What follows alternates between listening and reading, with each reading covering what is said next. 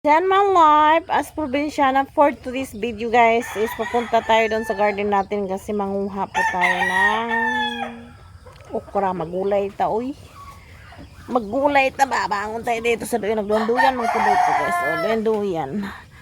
Ngayon maghanap tayo ng magulay kasi nakakasama kaon o karni.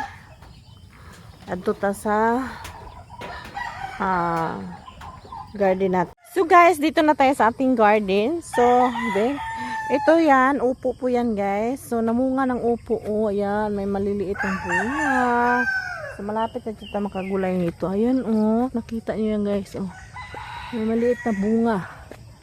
Ayan, oh. Ayan, so may bunga na yung upo natin guys.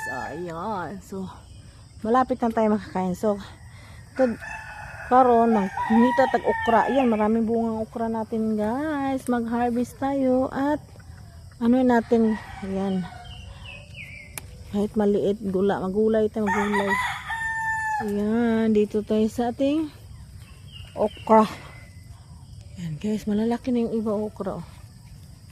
Diba? Makagulay jud ta kung naatay tanom. Sulo kalibre ta magkano dito okra sa palengke. Ayan guys, oh, malaki ng bunga oh. Ayan, pwede patagalin kasi sa tanda. Ayan, ito pa. Ito pa, oh, pang sahog na yan. Hanap pata, mangita patag bunga diri, dapita. Signa pa diri dag oh. Diba? Yan. Yan guys. O, oh, diba?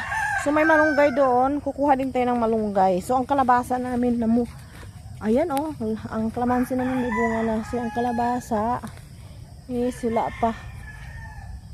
Ayan lang guys for today's video. Bye!